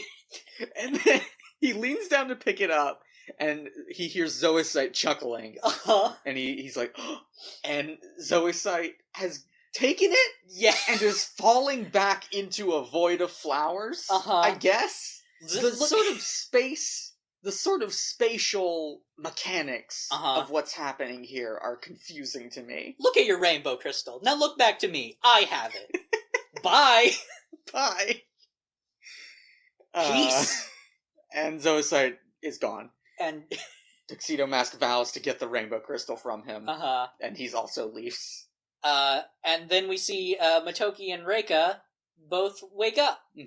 And they have an embrace. Yeah. And their embrace fades into them still embracing at an airport. Yeah. We weirdly hear... This would be a good sort of background audio, world-building, story-building moment if the intercom voice over the airport... Airport? Over... Go to the airport. Well, no. Hey, Buster. I'm gonna take you to the airport, if you know what I mean. Well, now I guess that's staying in. It would make sense... We can put that at the end of the episode so you can do another take. Okay, give me a moment, though. This would be a good sort of world-building, story-building moment if the voice over the intercom, is that that's what it's called, right? PA, maybe? I don't know. Yeah. Was saying something like, the plane for Africa. That's not specific enough. There's a lot of... The plane going to Africa. You just... Where we drop him, boys. We fly over it, and you have to jump out. You pick the country you're gonna land in. I love my favorite country in Africa, Pachinki. But no, it is not going to any country in Africa. The PA is talking about a plane leaving for San Francisco. Wait, really? I didn't hear this at all. Yeah. Okay. So, which, I mean, I assume is just not the one that Reika is going on. Super not. But they just have that bit there. I mean, I guess airplanes have a lot of planes. Airplanes have a... Nope. Yeah. We're both so Airports stupid. have a lot of planes. Airports have a lot of planes. Airplanes have a lot of ports. And, anyway. Motoki says that he doesn't want to say goodbye. Yeah. And Reika promises to write to him. Yeah. And they share a moment. God, can you fucking imagine? What's up? Living without the internet. Where you gotta write to people? You gotta write with paper. With paper and pen? And to pencil? People. You gotta... Stamps! Stamps! You gotta pay stamps. God. How much does a stamp cost in fucking Zimbabwe or whatever, like, Reika's going to? I don't know. I don't know that many African countries. That's unfortunate. Nigeria? Nigeria's one, I think. Egypt? Yeah. I got one. Yeah. South Africa. That fucks me up that that's one of them. Yeah. It really does. It is at least the southernmost one. Yeah. The southernmost one? Fuck you. Usagi and Mako are also here. Yeah. Watching as Reika leaves to go on her plane. Usagi is crying. Yes, she has sort of switched gears herself, and is because she's the pretty guardian of love and justice, right? So, like, she's getting caught up by the love. Yeah. She's very sad that they're not together anymore. Mako, though, is always on the hustle. And says, I think Reika will meet someone special in Africa and never come back. And Usagi's like, how can you say that? And Mako is just like, then I guess you're out of the running. But Usagi refuses that Uh-huh. and continue fighting over Motoki. Mm-hmm. And the episode ends. Yeah. This was a weird fucking episode. It's a very strange episode. I'm just glad we got more Mako. Yeah. I want more Mako in context that does not revolve around boys. Unless she beats them up. Yes. I want more of Mako beating people up. True. The thing about Mako is that she contains multitudes. She does. She beats people up, and she also cares about girly stuff, like, cooking and cleaning and liking boys. Girly stuff. Girly stuff. Listen. Let's go to the next. That's Naoko Takeuchi's opinion, not mine, necessarily. Let's talk. Oh, yeah, the next episode. So, the next episode is 30. Grandpa loses control. Ray in danger. Yeah. This is I like that I didn't realize we'd hit our sort of our 30. Yeah. We've hit our big 3-0 mark. Yeah. Uh-huh. We can We're vote. still in one season. We can vote legally now. This episode was directed. Wait. What? That happens. No, that happens when you're 30. That happened a long time ago. No, you can vote when you're 30 and never before. That was like that was I believe 12 episodes ago. I don't think so. This was directed by Kazuhisa Takanouchi. Okay. And written by Tsukihira Tomita. First aired October 31st, 1992 in Japan, and October 16th, 1995 in English. Before we get into the episode itself... Yeah, let's talk about the precap. Because it lies. It does lie to us about not only what happens, but even, like, the core conflict, really. Mm-hmm. Yeah. I'll read this quoted verbatim. Okay. What? Really? We interrupt this narration to inform you Ray's grandpa has turned into a full-blown monster. Wait, does that mean Ray will become a monster too? To those fiends who turned my dear friend Ray and her kind grandpa into monsters, I say this. In the name of the moon, I'll punish you. So, spoilers, Ray does not become a monster in this episode. No, not at all. Also, why... Usagi never suspects that Ray will become a monster. Also, why is that a breaking news update? Yeah. Why does Usagi interrupt her own narration to narrate more? What the fuck is happening? What is happening? Usagi, are you okay? I hope she's okay. What is the diegetic version of whatever the fuck is happening with Usagi here? I don't know. We open this episode on... It's the shrine. It's the Hikawa shrine at night. Fucking Jigen is taking a nap on the steps. Yeah, a shaggy-haired man is napping on the steps. In like a really ill-fitting business suit. Yes. We don't focus on him, though. We see Ray's grandpa, sitting on the roof of the shrine. Yeah. So, can I preface this? Ray's grandpa is pretty okay in this episode. He's pretty good in this episode. He's not a creeper. He's not a creepy. He's my list of male characters in Sailor Moon that I like has been updated. Okay. Really, all he needed was one episode. Listen. Okay, that's fair. He's adorable, kind of, in this episode. My list has been updated with a different character, but we'll get to that. Okay. Grandpa is looking at the moon. And does this character have a name that isn't just Grandpa? He's just Grandpa Hino. Okay. He like licks his lips and is like, it sure would be great to have some dumplings and sake tonight.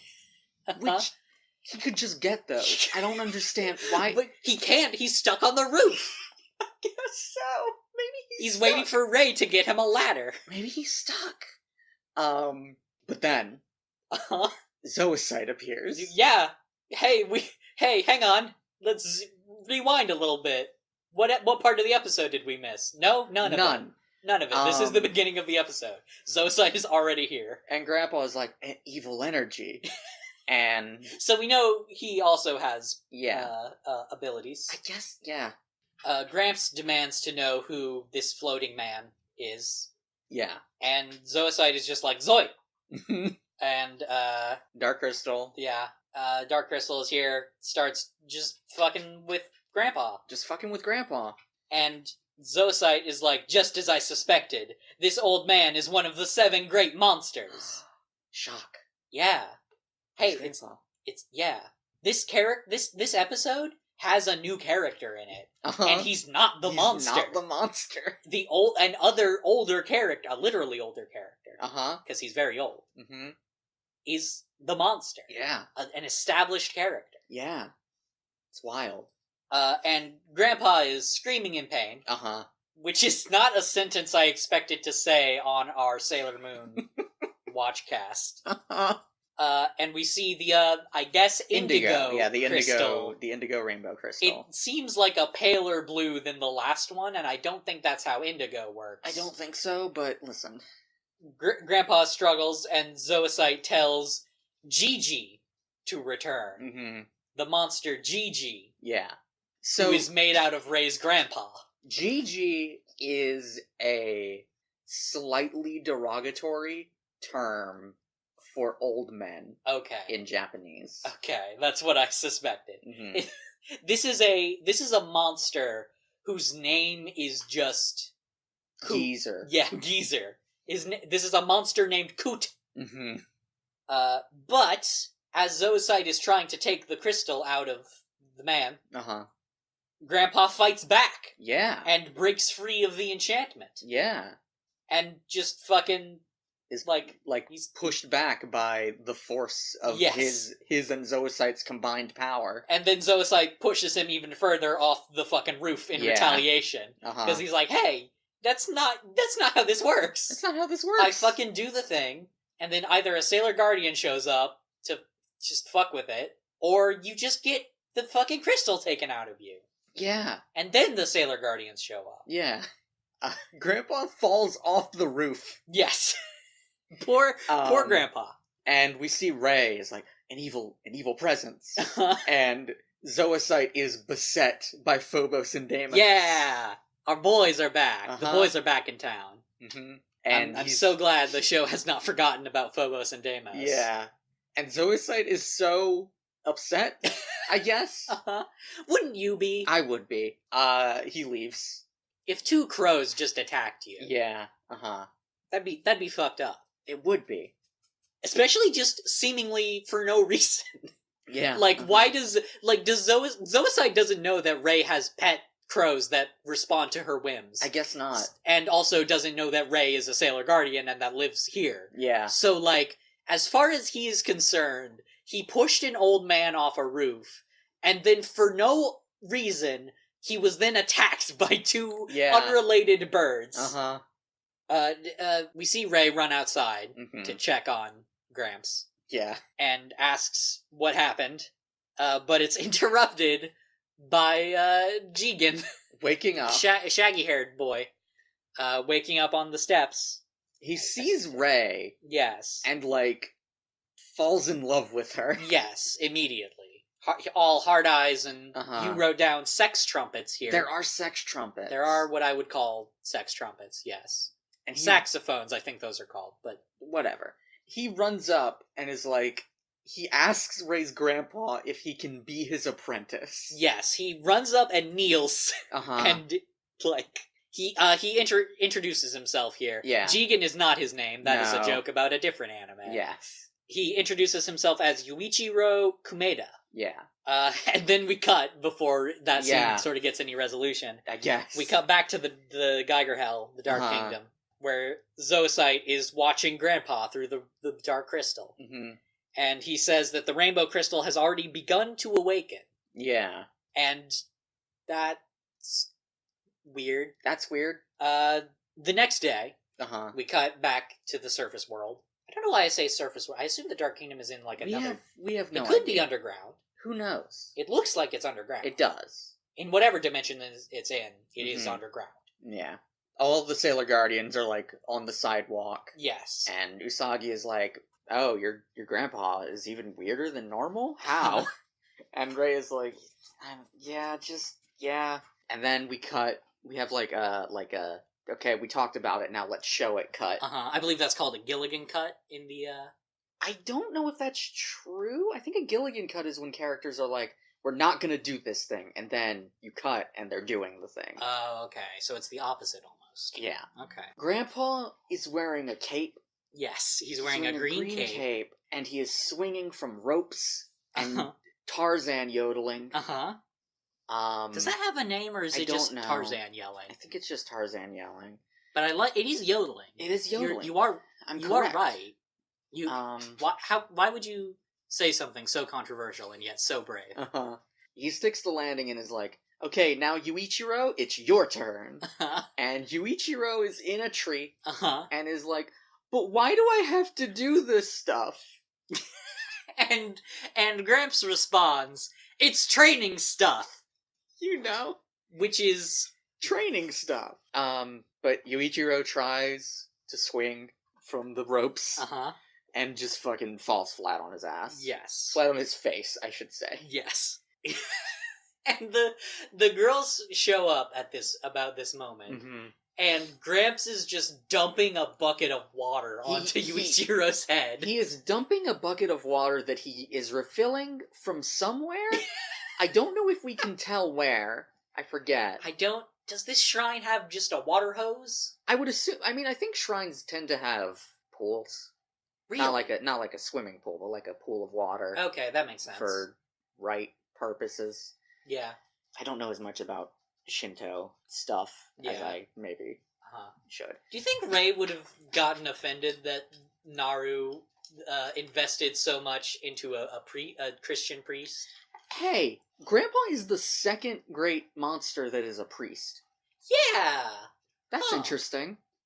Maybe having magic powers just kind of tends people to think miraculous thoughts. Yeah, I guess. But yeah, he's dumping water onto Yuichiro. Ami asks who that guy is. And Rei is like, it's a guy. He showed up. He's Grandpa's apprentice. He's just Grandpa's apprentice, I guess. And she kneels down by Yuichiro and asks if he's okay. And he just says she looks great in her school uniform. And Rei says, you must have hit your head. Which is kind of a sad juxtaposition of things to say. Yeah, That's I mean, maybe she means it in the sense that, like, oh, you wouldn't say something so creepy unless you hit your head. Maybe you don't think it's a self-consciousness right, thing. I don't think so. I should say, do you want to know Yuichiro's English name? Oh, do tell. Chad. His name is Chad in the Deke dub. They didn't even try to get something close. Well, you know what? There's a ch sound in there. So, you know? Yeah, I guess. That, they did it. They did that. They did that one. They got a phoneme into it. Just one, but they did get it. They got it, though. Anyway.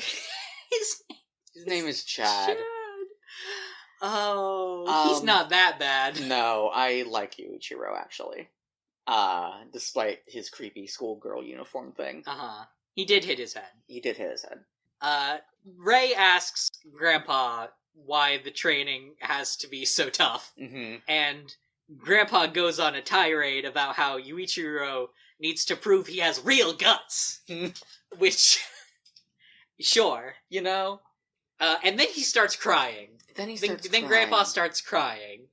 And he's like, what am I going to do? You, my granddaughter, are the only one who can take over this shrine. I'm all alone here. Which doesn't seem to have anything to do with what's happening. No, he's just kind of had a mood swing. Yeah, and Rei says that he's been like this all day. Yeah. He's just an emotional wreck about everything. But Yuichiro just kind of hops up. And he is inspired. And he wants to step up so Grandpa doesn't have to worry. And he runs to the altar and prays for strength. And he pulls the rope. Yeah. Which I don't know. I tried so hard to find what that is called. Okay.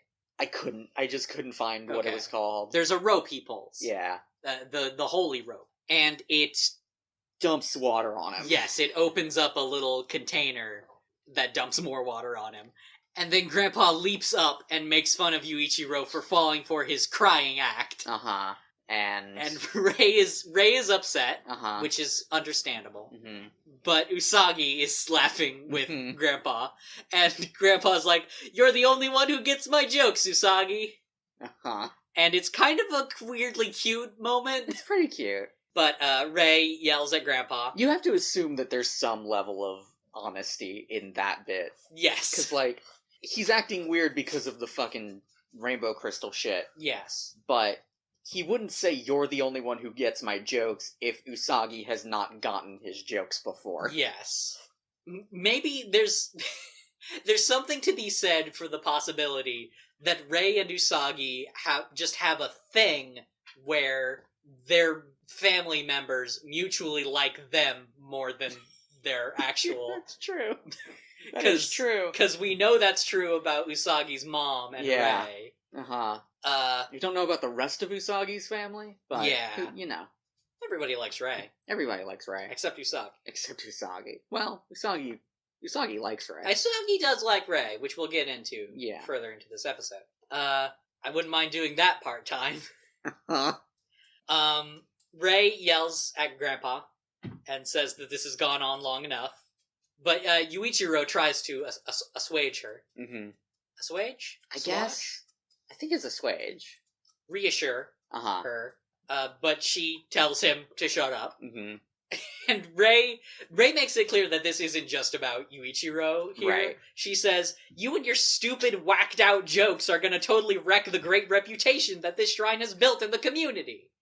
Which, first of all, is not entirely true, because everybody did suspect you of cursing a bus one time. Well, they've built their reputation back up since then. Okay, I guess it has been a while. It's been a while. It's fall now. That was in, like, spring.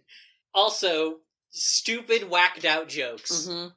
Usagi tells Rei here to not be such a stick in the mud. Which is also a thing I'm pretty sure Usagi says to Rei a lot. Yeah. And Rei tells her that it's none of her business. And Rei pokes Usagi so hard. Yes. That she falls over. And also starts crying. Yeah. And Mako tells Usagi not to cry over everything. But Ami says that Rei didn't have to shove Usagi to make her point. Which I will defend Rei a little bit here. She didn't shove Usagi. She didn't shove her, she poked her. But did poke her apparently hard to knock her over. Yeah.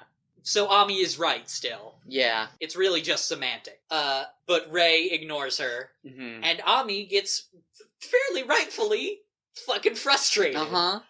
And says, "Well then, fine, if you're gonna act like that, then I better be going off to cram school to study." And she leaves. And then Mako says, "And I've gotta go train my kung fu." And also leaves. Yeah, she says, "I'm gonna go practice my kung fu. See ya." And which I feel like that's a very important part of it, is the see ya. Yeah, I love Mako.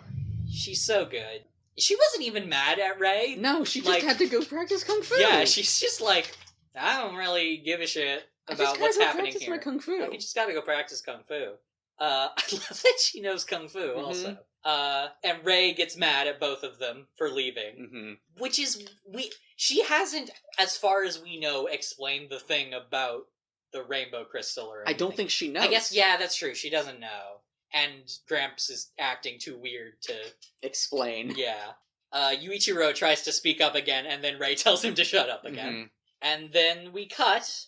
And I guess Rei decided to let him speak.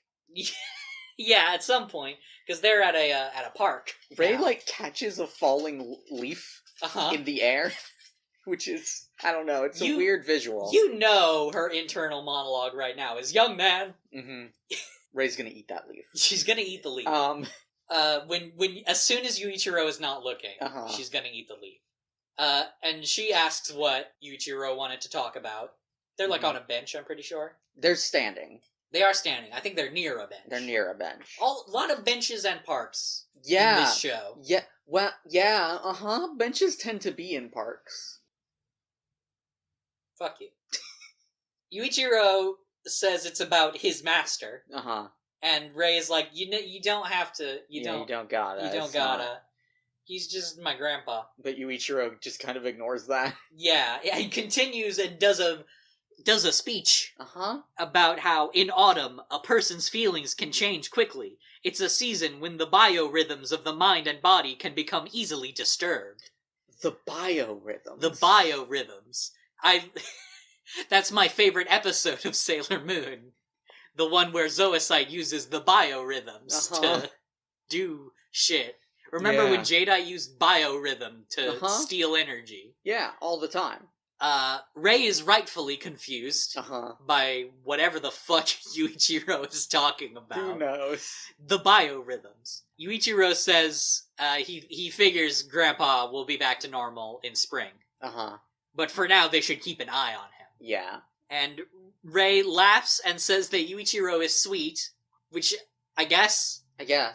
Well, he's like expressing concern. He's like, that's true. He cares about Grandpa. That's true. And says that he's also a lot smarter than he looks. I don't know if that's true. Biorhythms. He's talking about biorhythms. Only smart people know about biorhythms. Only smart people know words with more than 3 syllables. Yeah. She, like, sits on the bench at this point. Yes. And has her own little spiel. Yeah. Almost to herself, saying, "Girls are confusing, aren't we? We call ourselves friends, but sometimes when things get too tough, we tend to check out."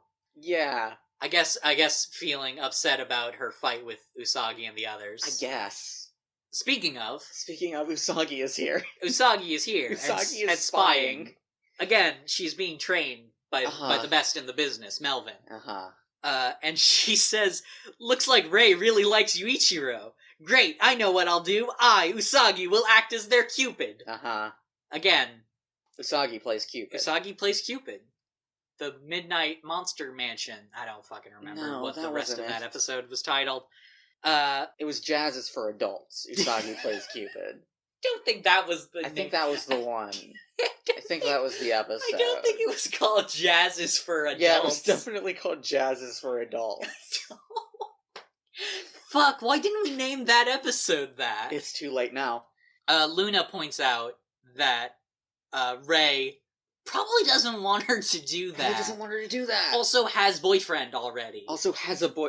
Luna doesn't point that out. She doesn't, but... But she does. Usagi brushes her off and pulls out the transformation pen.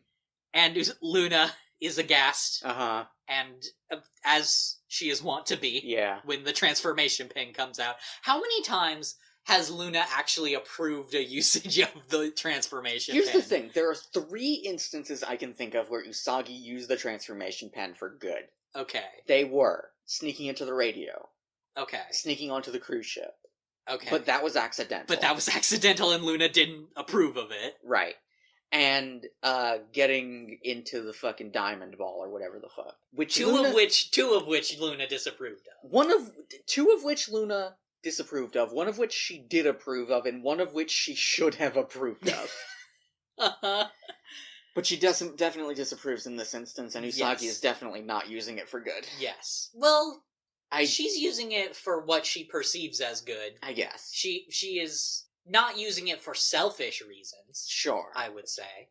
But, she does moon power, turn me into a fortune teller of love. That thing that exists. And she becomes a fortune teller. She becomes a fortune teller. With a mustache? With a little mustache. And big glasses. Short hair again. And she a hat. And a tray of sticks for fortune telling. This disguise. Feels racist. I don't know if it is, but it has a racist energy. It does have what I would call a racist energy. She tiptoes up to Rei. Rei and Yuichiro. Does some fucking fortune-telling shit. She throws the stick. She's like, "Hey, I'll tell your fortune." She does an accent that is not the accent I'm doing, but I don't know why you're doing this accent. But also is an accent. It is a voice. Yeah. She's like, "I will tell your fortune," and throws the fucking things in the air. And catches 2 of them dramatically. And is like, "The sticks have spoken! Y'all should kiss. Y'all should kiss right now, and your love will be solidified." And Yuichiro is like, "Kiss!" And Rei is like, no, we're not going to do that. No, and she, like, starts leaving, and she's, like, pushing Yuichiro along. But then she turns back, and is like, Usagi, what the fuck do you think you're doing? And Usagi is shocked. Yeah, she's like, nothing, you knew it was me? Which is really... This is a transformation pen. It did a bad job. It did a bad job. Like, people don't recognize Usagi when she's Sailor Moon, but Rei definitely recognized her in this disguise. Yes. Where she does have a mustache. It isn't a good or convincing mustache. No. But she does have it. Is that... Hey, question. About the transformation pen. Does she actually have a mustache? Is that her mustache? Is that hair? Unsure. Coming from her actual lip. Unsure. Don't know. Or is it, like, attached somehow? I don't. The mechanics of how the transformation pen work have been brought into question. Yeah. Rei is angry. Yes, fairly rightfully. And is like, stop meddling. Yeah. This is where she brings up, you know I already have a boyfriend, right? I already have Mamoru as my guy. As my guy. Hey, my guy Mamoru. My guy. You want some cannolis? I already have Mamoru as my dude. And... She says, stop messing with my life. You're not my friend anymore. And Usagi, like, turns pale and is very upset. Yes, she has been crushed. And Rei stomps off. And this is an interesting episode for how it depicts Usagi and Rei's relationship. Because the next scene we get is Usagi is at home and is just moping about Rei being angry at her. Yeah. Because it's clear that, like, it's interesting to me how they make it so that, like, this is obviously not their usual bickering. Like, Mako was somehow right about their bickering bringing them closer together. Yeah. Because they've reached a level of bickering that has driven them apart. Yeah. Which is new. Which is new and not a thing Usagi wants. Yes. And, like, because she does really want to be Rei's friend still. Which makes it clear that she does care about Rei. Yeah. And Luna tells her to not beat herself up too much. And that Rei is a fickle fucking fool. and will she'll forget about it. And Usagi points out that Rei said that she didn't want to be friends anymore, which is new, like a new low for them. And Luna points out it's because Usagi was being kind of a fucking weirdo. And then gets distracted. Then Luna gets distracted. Again, Usagi's Usaginess is contagious. Usagi is the Jedi exile and just rubs off on everybody around her. Yeah, exactly. Luna has been distracted by food. Specifically some daifuku rice. Yeah. Which I don't know what that is, but I guess it's a pastry-ish they're like rice sweet ball. rice cakes, yeah. Okay. Which are just in Usagi's room. I think maybe she's also trying to be like, hey Usagi, food. Yeah, remember food? Maybe. The thing you like? This is good food. Usagi is like, how can you think about food at a time like this? Which is unusual for her. Luna says, because it's just so good. And is in the middle of eating one. And Usagi is like reluctantly just sort of scoots over to the table that the rice cakes are on. And tries one. And as usual, that does improve her mood. That improves her mood. These are fucking magically delicious. And then she is inspired. Yes. And she is like, wait, I can take these daifuku rice cakes to Rei as a peace offering. She likes food. I like food. It'll work. And Luna is She likes food. She's unique like that. And nobody else likes food. Luna is like, maybe that'll just make things worse, but once you get the Usagi train rolling, there's no stopping it. She takes the basket of rice cakes and leaves, and Luna is distraught. And then we cut to a commercial break. And we cut to the shrine. And it's nighttime. Yuichiro is still training. But he starts fantasizing about Rei and then crashes into a tree.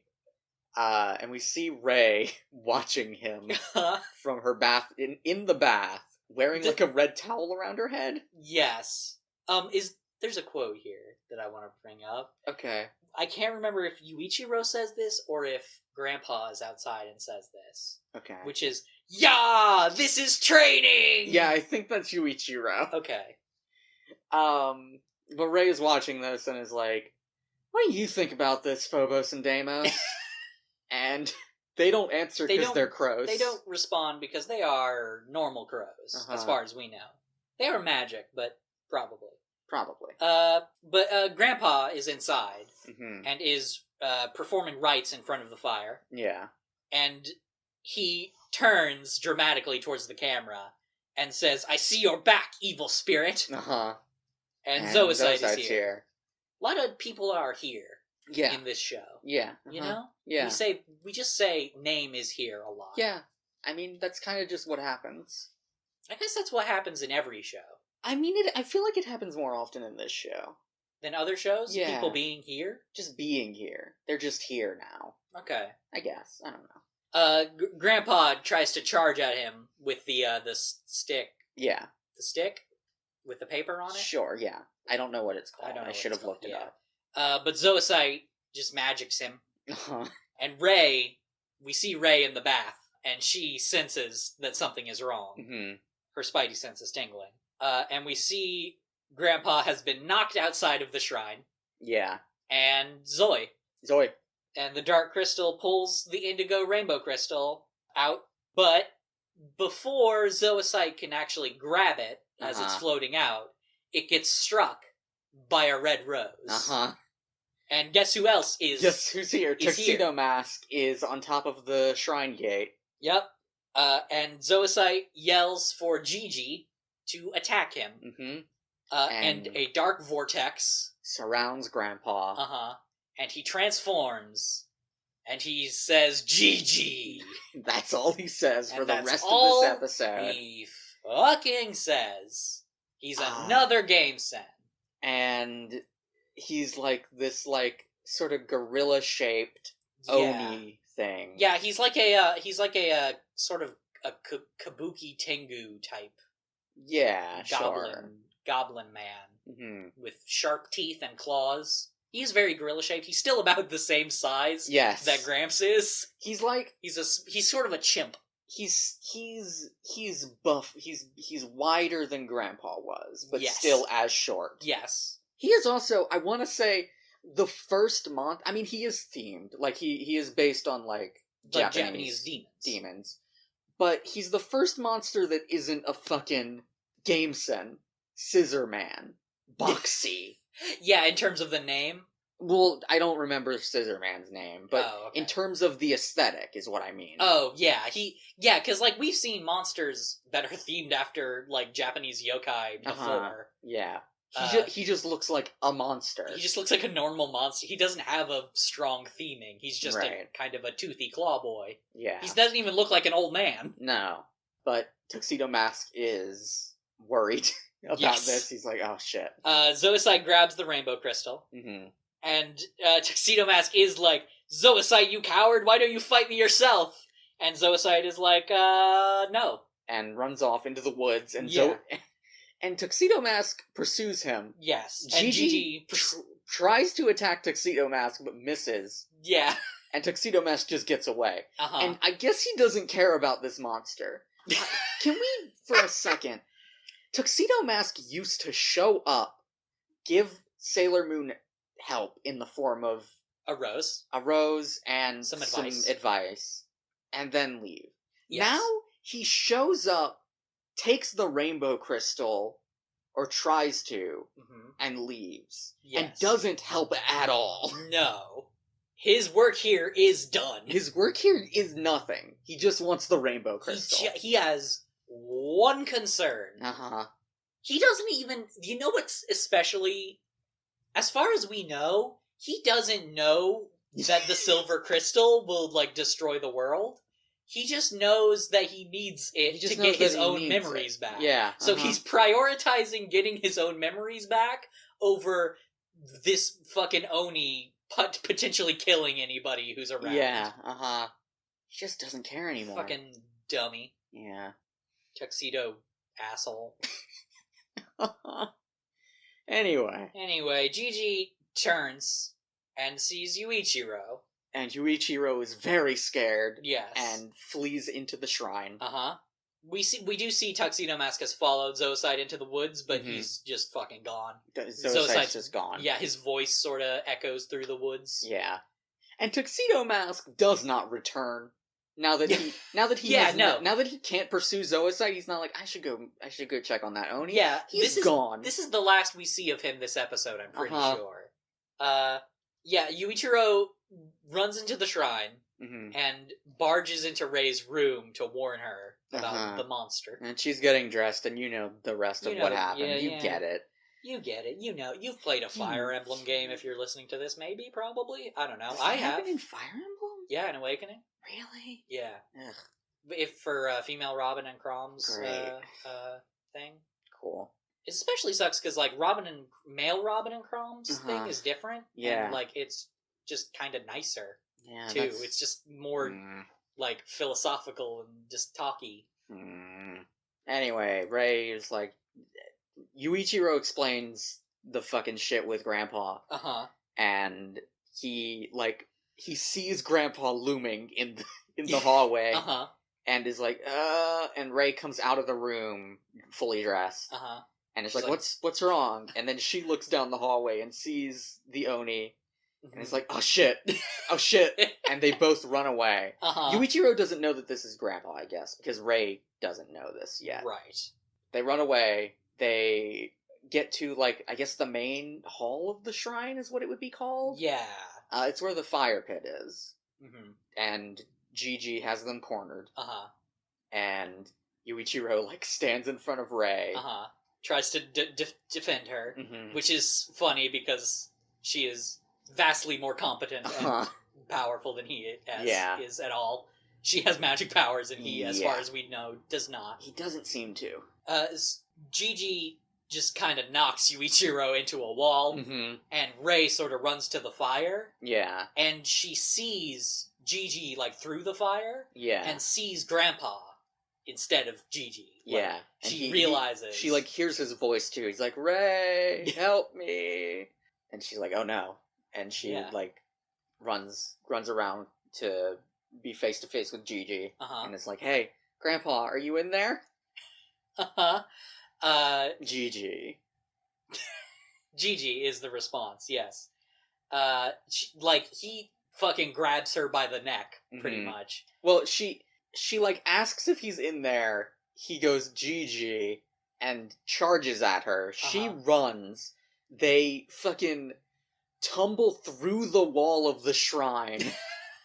I feel like that part isn't made of paper. I know some of the walls are made of paper. Some of them are. I doubt that part's probably made of, like, bamboo, right? Yeah. Or, like, some sort of, like, wood. Yeah. Gigi grabs her by the neck, and she's like, Grandpa, stop being evil. Yeah, she's like, I know you're being possessed by something, but because if any of your kind heart were still in there, you wouldn't be so evil and keep attacking me like you are right now. And for a moment, it seems like he's like, Gigi. And she's like, do you hear me? And he doesn't, and he just fucking, his claws extendo. Yes.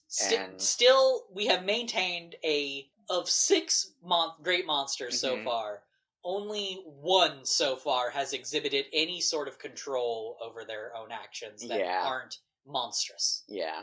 And he, like, tries to impale her on his now much longer and sharper claws, but she ducks out of the way, and he fucking destroys a statue. Yeah. And then Ray is just like, well, that didn't work. And then he's fucking beamed in the head with a Daifuku rice cake. And Usagi is here. Once again, just throw plant matter at monsters. Yeah.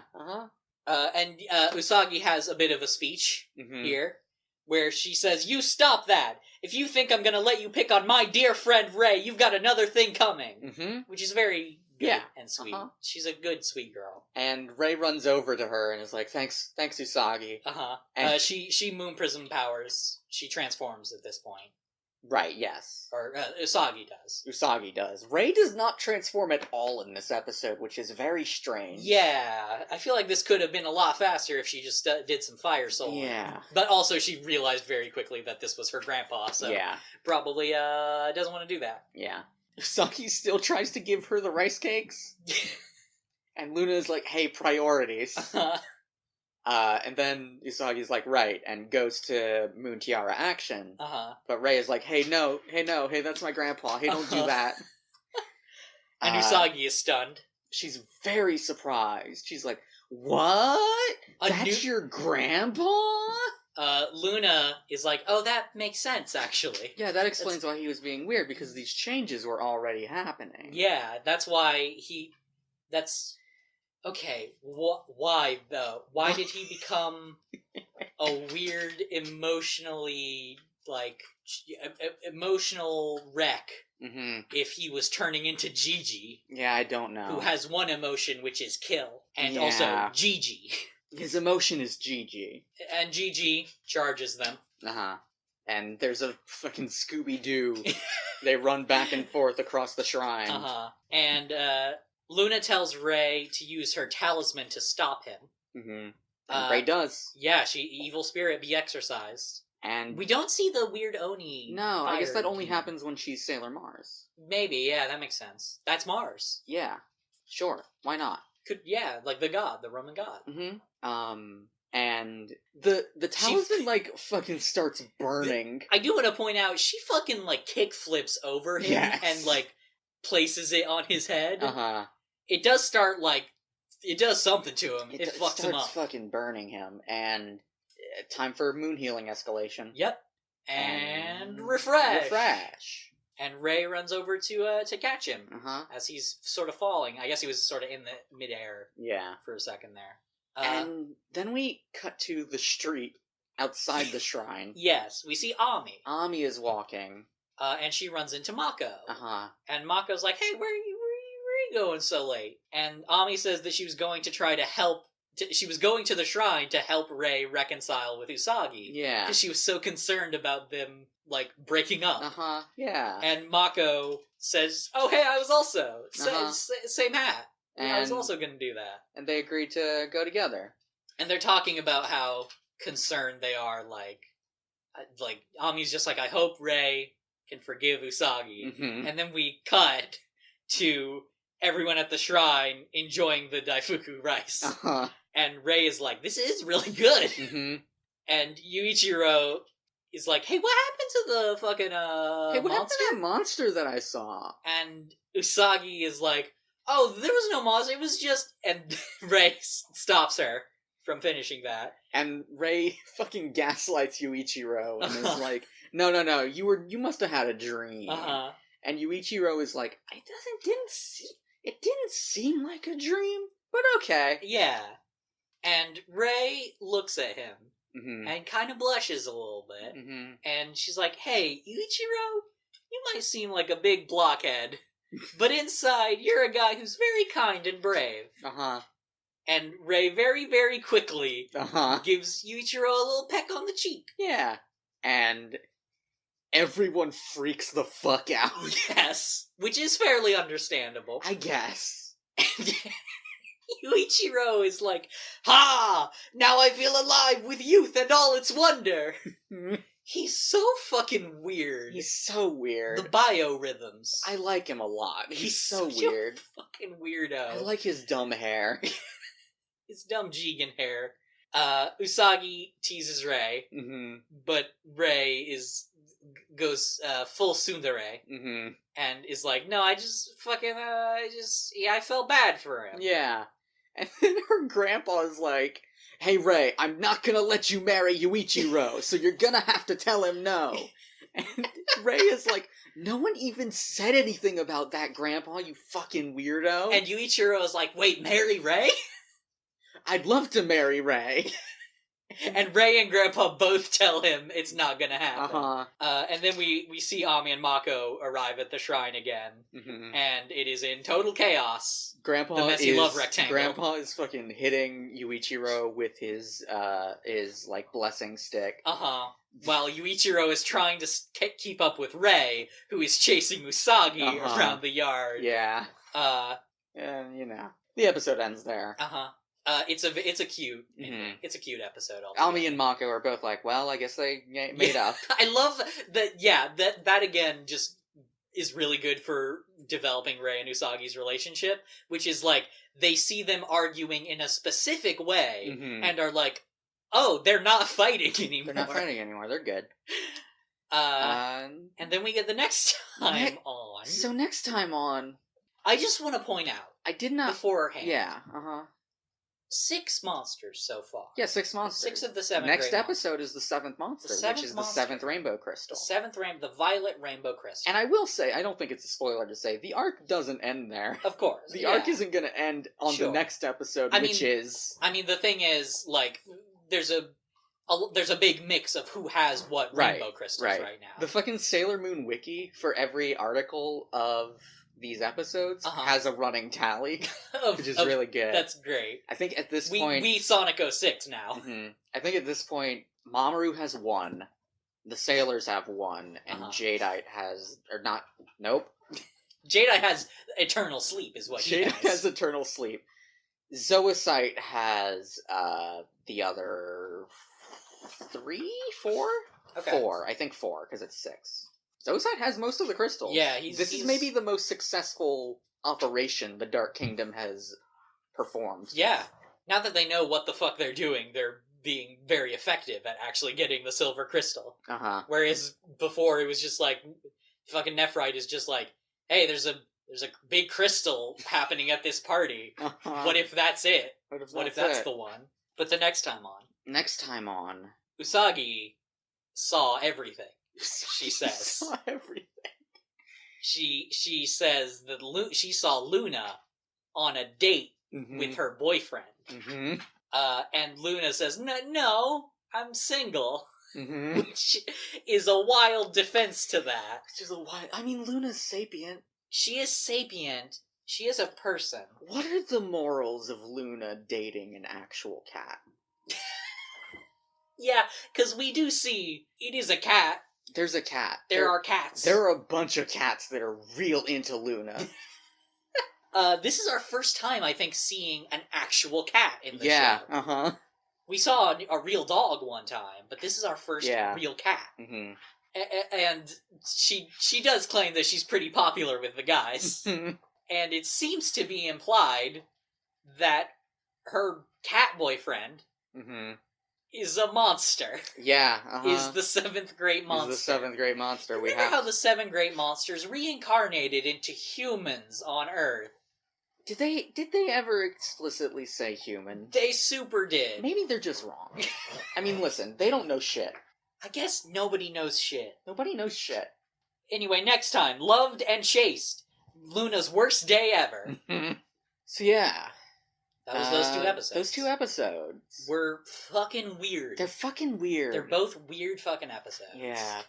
The next 2 episodes, I'm gonna tell you, were even weirder. Okay. That's impressive. Yeah. I'm excited for cats. I'm very excited for cats. So, a couple things I want to talk about in this episode. Okay. First of all, I'm not gonna hook up with a middle school girl. I'm not gonna hook up with a middle school girl. I kind of hate that they have that much self-awareness to write that line. Yeah. It's not great. I mean... Again, they're not adults. They're not adults, they're both 17. But they are adults. They're practically adults. And... I did, for the record, we didn't talk enough about this, I did love Usagi calling Mamoru a walking fashion disaster. It's so good. It's fantastic. Yeah, at least Motoki realizes. At least Motoki realizes. My thing is, I don't know if they realize that it's creepy for the same reasons we think it is. Maybe. Do you think they're trying to frame Motoki as, like, condescending? Or It might be that he's condescending, or it might just be that, like, it's like a 30-year-old saying they're not going to date a 20-year-old. Okay. I think that's kind of what they're going for. Sure. I could be wrong. Maybe they're just completely self-aware and it's bad. But Mako, more Mako, always more Mako good. is good. I love her. I do want to see her beat up more people, though. That's fair. I mean, she does beat up people. She uses lightning a lot. Yeah. What if she had, like, fucking garnet gloves and just beat up people? But also they were electric. That's not what Pretty Guardians do. You remember Sailor Moon Kick? I do. Why can't there be Sailor Jupiter Punch? Maybe. I don't know. But yeah, that was a fun episode. Yeah. It was a weird, again, structurally bizarre. They're both so weird. I do like Yuichiro. No Queen Beryl in either of these episodes. Yeah. Kunzite only shows up in, like, one, I think, too. I like Yuichiro, yeah. I like Yuichiro. He's a dork, and I like a dork. I like Grandpa just being weird. I like Grandpa being, like, weird and not creepy. Just weird. Yeah. Just a real weirdo of a man. Mm-hmm. Just sits up on the roof, contemplating the dumplings and sake he could be eating. Can I say, his Grandpa is being weirder than usual. Is he? Is putting on the cape. We didn't mention this. Usagi does laugh and say, "You look pretty cute in the cape, in that green cape," to raise Grandpa. Yeah. Which is very adorable. It's and very just, cute. I want more of Ray's Grandpa and Usagi just being friends. Mm-hmm. I want them to play pranks on Ray. Yes, I want them to play water pranks on Ray. And Yuichiro is a total fucking weirdo. And Did I mention? I didn't mention Yuichiro's voice actor at all. I don't think you did. No, I mean, I didn't notice because I kind of assumed he was going to be a one-off character. No, he shows up a lot more. Okay. Yuichiro is voiced by Wally Wingert. Okay, that's a fantastic name. It's really good. He is... Love alliteration. He is Kotetsu / Tiger in Tiger and Bunny. Oh, okay. He's also John Arbuckle in a lot of really bad CGI Garfield shit. Really? Yeah. He's also the tallest Red in Invader Zim. Okay. Not in Fire Emblem. No Fire At Emblem all. roles. Not even in, like, Fire Emblem Heroes. Huh. I look forward to him one day being in Fire Emblem. I wonder who he's gonna play. I do like Yuichiro's voice. Yeah. It's good. And his biorhythm weirdness is just...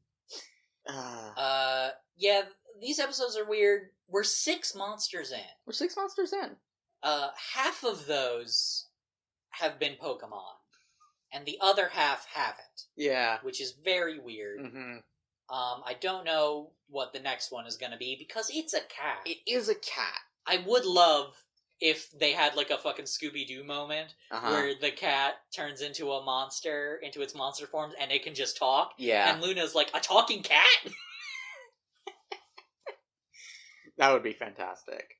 Anything else? Any further thoughts? I don't think so. I think these are just some fun... They're just some fun. They're just some fun. We've got kind of a block of, like, 4 quote-unquote filler episodes here. Yeah. I was going to say, there is something to be said for the second episode, I think, which is developing Rei and Usagi's relationship. Yeah, Which I feel is... It is also introducing a new love interest for Rei for when she inevitably has to break up with Mamoru. Yes. And I like that... I like the development of Rei and Usagi's relationship, of, like, Usagi realizing that Rei is, like, actually definitely for real mad at her this time, and really wanting to make it up to her. Like, that's very cute and nice. And like, Usagi has a very naive idea of what making up to Rei would be. Yes, she just wants to do things she considers good. Yeah. And that'll fix it. Yeah. But, you know, that's Usagi. That's, like, that's who she is. Yeah. I think I've figured out, I generally find Rei... I like Rei as a character. I think I find her the least interesting Sailor Guardian. Fair. Because I feel like there's not much to her thing, especially her, like, interactions with Usagi. Yeah. Are just kind of go the same way every time. Yeah. So the fact that this played with that a little bit was interesting to me. Mm-hmm. And made me more interested in her as a character. But still, overall, I feel like there's, she's funny. Yeah. There's just not much to her. I think she's funny. I like Christina V a lot. Yes, her voice acting is good.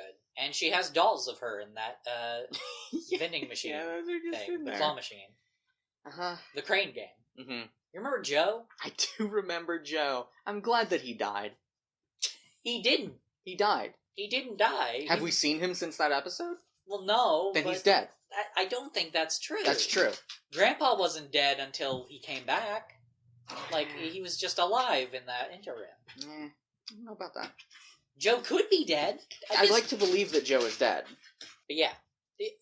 I'm shocked we're, approaching the 7th grade monster. Yeah. And we're not so approaching... far, well, we are approaching the end of this arc, but, that episode. That episode is not going to be the end of this arc. Uh-huh. This arc also is is a lot more closely tied with the arc following it than Nephrite's arc was with this one. Okay. Or Jadeite's was with Nephrite's. So the sort of line between where it ends and where the next one begins is kind of blurry. Okay. We're also sort of relatively near the end of the season, right? Yeah, we're on episode 30. The season has 46 episodes. Okay, I thought it was 50-something. Okay, so we're even closer than I thought. Yeah, we got 16 episodes left. Okay, that's, 4 or less episodes of podcast? Super not, my dude. It's 8.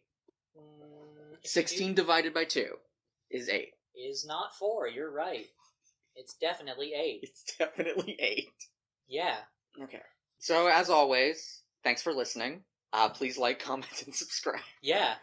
We can just say that. We're on YouTube. Yeah. We're YouTubers now. Ugh, God, fuck that. Yeah. Welcome to hell. Find me at Lorena27 on Twitter. And you can find me at FryLordZarek on Twitter. And you can find the show at late_school. And thank you to Kevin MacLeod for the use of his song Semi-Funk. The moonlight is a messenger of love.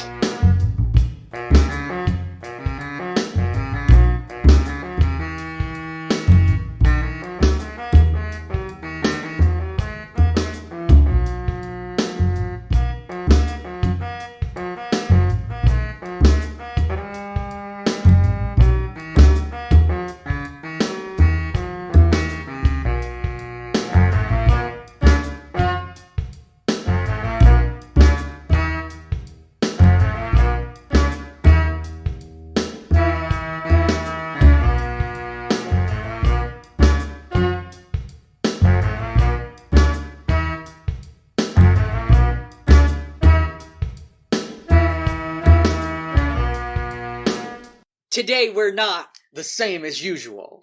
We're 10,000 volts of heartbreak power looking for a boyfriend. In the name of the moon, I'll punish you. They say the second part simultaneously, but Zachary is a coward. I didn't remember that. Okay. You could, no, cut that out then. Cut all of it. We're doing that again.